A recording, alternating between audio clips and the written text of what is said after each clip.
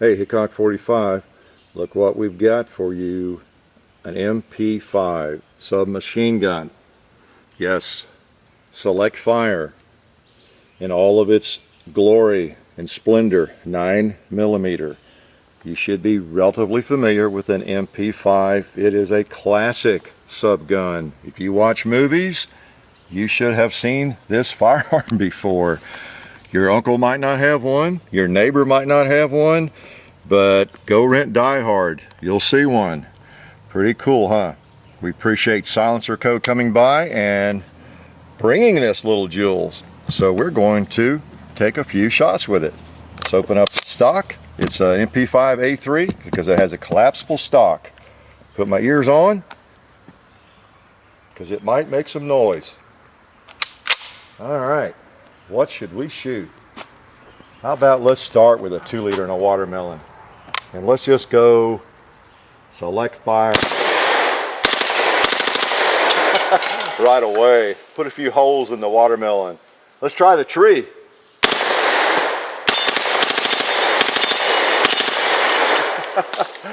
Oh, that was fun.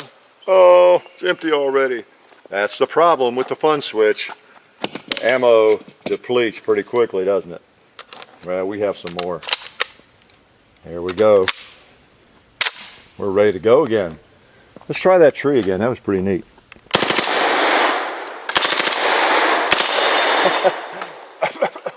Pretty cool.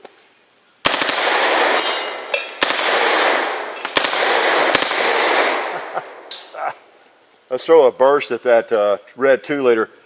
See if I can hit it. Very nice. Pretty nice trigger. All right, what a show.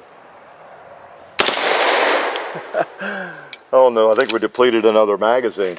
One thing I noticed about it, because I know a lot of you will be buying these probably, and you'll want to know, the trigger is really nice on it, and even in full auto format, you can get it on target and ease that trigger on, and you can hit what you're trying to hit with 3-4 round bursts pretty well. That's why this is so popular, and it's been a very popular subgun for decades. It was developed in the 60s by the Germans, and it is H&K. They don't make any junk, do they? And this is a good example of that. It just works. It always has worked. It's been used, I mean, it's used in 40 or 50 countries around the world, widely adopted for various agencies, and it's just reliable. Now we may have some trouble. We're shooting a random sampling of magazines, and we're going to have to go to my hand loads here at some point because we didn't have as much subsonic ammo, 9mm ammo, but they just typically work. Whatever problem we have will not be indicative of what the MP5 is known for, because it'll be a magazine or ammo or some old case issue. But they're just a splendid gun, perfect size, perfect caliber, and they work. Let me show you just a little bit about it. Take it down here for you. Pull this pin out. First of all, let's make sure we're locked back. Okay, we're clear. And pull the pocket pin out. Pull the back off. The bolt. And spring. I was supposed to pull that down first. There we go. There's your bolt. You got the rollers on the bolt. That's kind of specific to H&K. I think it's called a delayed roller blowback, and they just really work well. Very, very reliable. Anything H&K has, this works well. You can take the selector switch out, pull out the trigger group here. Not too much trouble. So that's what you do, and you put it back together. Give it to the bad guy, and he thinks he's armed. But it's pretty simple to take apart. Very reliable. Don't you love it when a piece of machinery like this is designed well and just functions the way it's supposed to, and you don't have trouble with it. I don't think you even have to cock that, but I'm going to bring that down.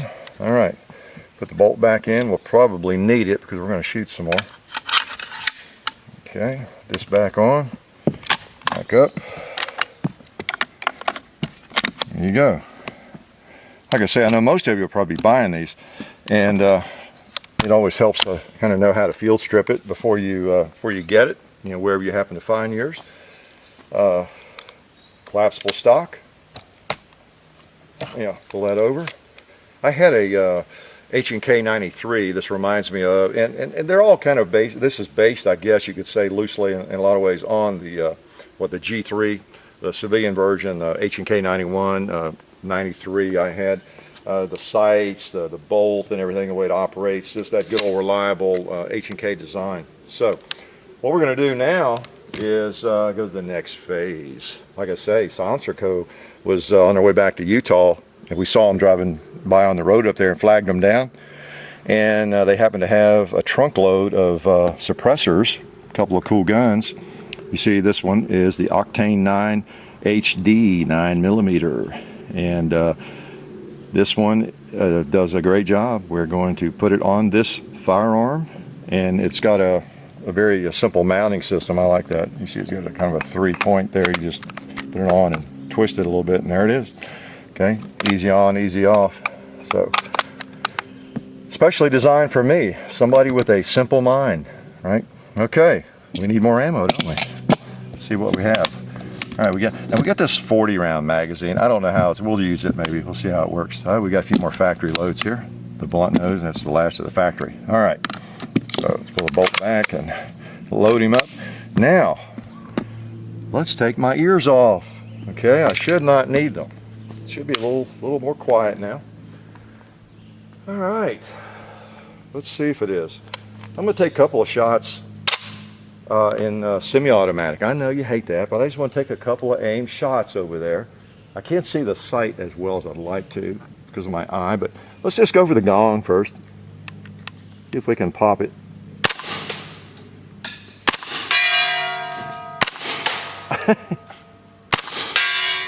Nice, that is quiet, isn't it? Until it hits the steel.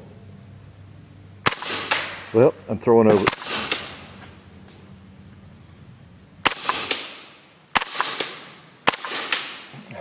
Let me bring it down some.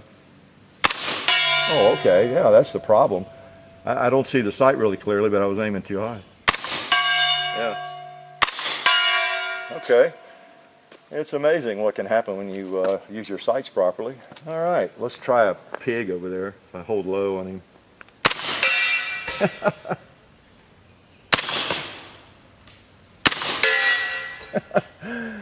He didn't even hear it coming, did he? Cool, cool. Let's try that turkey.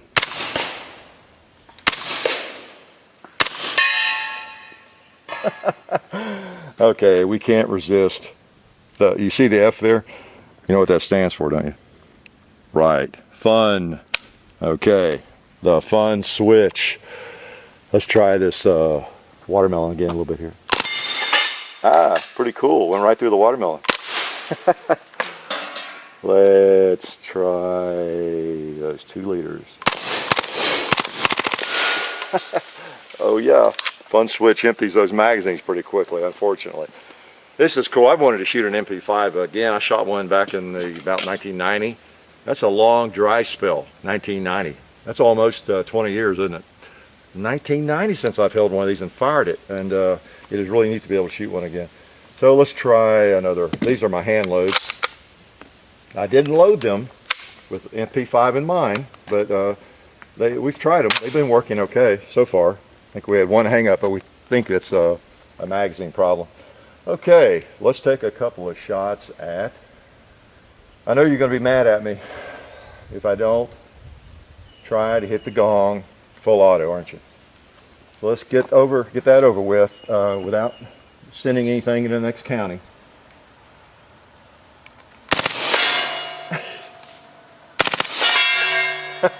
Okay, all right, cool. And that watermelon right there.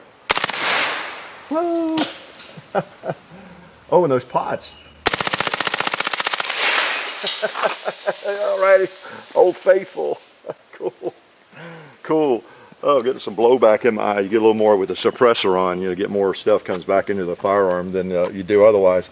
That is fun. That is fun. Let's make sure that it was empty. Yeah, that was. Oh man, 9mm MP5. doesn't get a lot better, does it? Man, we have more ammo. Let me try this big magazine. Okay. You know what though? Before we do that, let's load one of these because we have another target that's a little bit special. We had a little bit of a hang up with that magazine. I don't know what it might have been, and I don't want it to happen right in the middle of it. So let's make sure we got some ammo. These are 147 grain bullets, and that's pretty much what makes them subsonic, because they're heavy, you know, and they're not trucking along at, you know, 1,500 feet per second or anything. And you know, subsonic is less than the speed of sound. Again, for you people in Kentucky, that makes the suppressor, of course, work more efficiently. Makes it more quiet. You don't hear the bullet cracking as much. Although you can shoot some really hot ammo, you know, through a suppressor, and it does reduce the sound. You all know that. Okay. These are random cases. I don't sort my brass. I'm not going to be carrying this ammo to war or anything for self-defense. This is just range stuff that I load, and we'll see how it works. Nobody's shooting back at me, so we're not in jeopardy of being overtaken because I have a bad piece of brass here. I've got backup here if that does happen. Okay, well, let's take a couple more shots with it.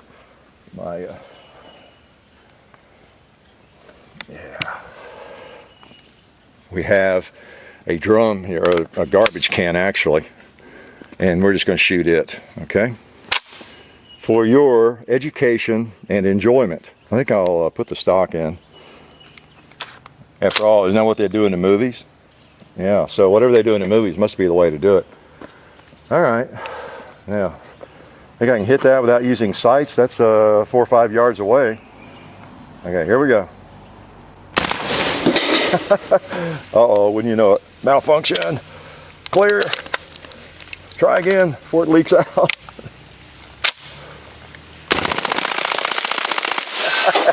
All right. Not too bad. Not too bad. Okay, that's the way to do it in the movie. See, shoot from the hip. Shoot from the hip. Pretty cool, huh? Let's try this big magazine now. We've broken the ice with the malfunction. Again, you know, that's my my hand loads and oddball brass and all that kind of stuff. Now, this is a 40 rounder. Let's put this back out. Let's get more serious. All right. What can we do to be educational? How about, let me just do a burst on Tombstone there, and I'll try to kind of hold it on there a little bit, you know. Maybe I can get 2 or 3 on it. Yeah.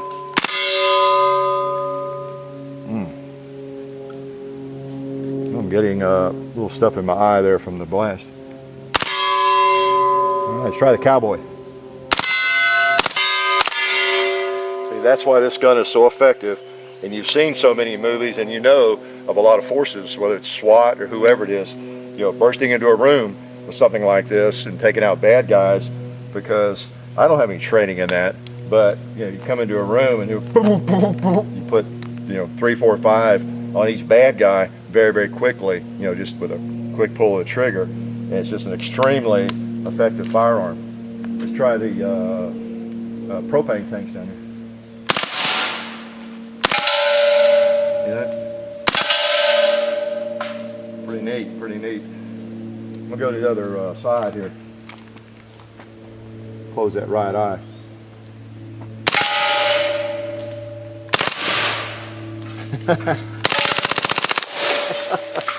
Getting a lot of stuff back in my face. Okay, that is pretty neat. That's amazing. Now those were my hand loads again, and that was a questionable magazine, but it seemed to work pretty well.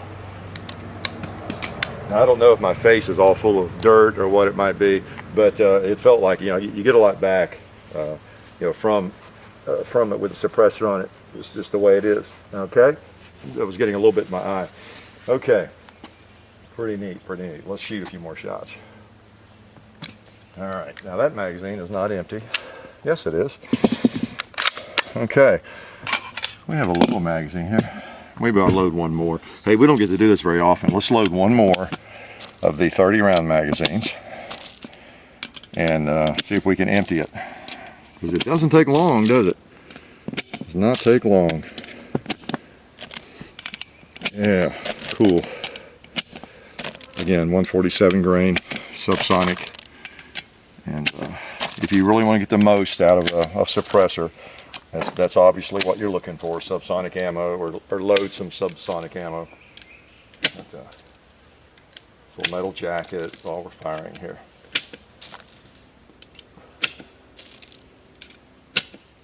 This gun, if you noticed, I guess there before we I started gabbing at you, without the suppressor and with the stock collapsed. It's a very small piece of hardware, isn't it? You could really stick it in a holster. I'm sure that certain agents do that, not just in the movies.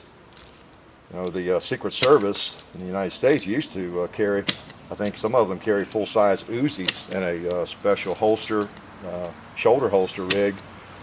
And so this would be even easier to carry because it's not as heavy. And that's one of the advantages of this gun, as I see it. And I guess a lot of people over the Uzi. The Uzi's a pretty cool gun, but it's kind of heavy too. It really is. So you saw that's a very, very quiet suppressor, isn't it? And again, it comes off and on very easily. It's probably kind of warm. And if I'm very smart, I probably will use something between my hand and it. Oh, it's really hot. I was going to maybe take a couple more shots without it, but we can manage that. I pulled in on it. There we go. There we go. Should melt my earphones. Okay. Yeah, like I was saying, it's a very small subgun. I mean, look at that. I think my Model 29 Smith & Wesson must be about that length almost, you know. And think of the power, the firepower, and the effectiveness of this thing. And that's why it's used in so many countries and has been used. Again, it's a little bit dated, maybe.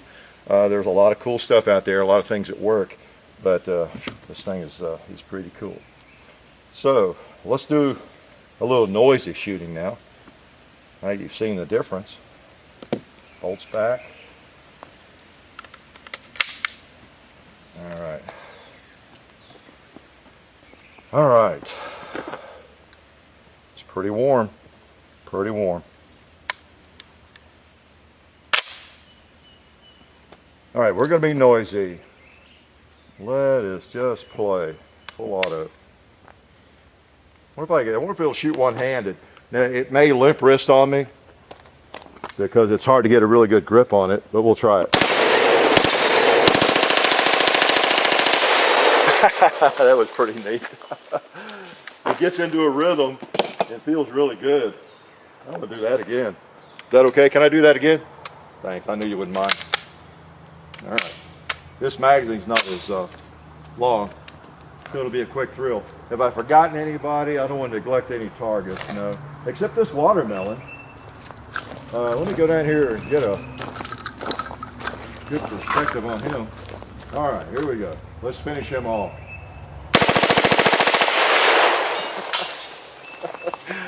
One-handed. So anyway, that's a little fun with the MP5. Again, it's the A3 collapsible stock. Really, really cool little sub gun. I'm glad to get the opportunity to shoot it. And again, I appreciate well, actually, I'm just glad the good luck we happened to see Silencer Co. driving by the road up here. Fortunately, they had the sign on the side of their car, and I could tell who it was. And so it's been cool, you know, shooting their gun. So anyway, you know I don't even have to say it, do I? Life is really good.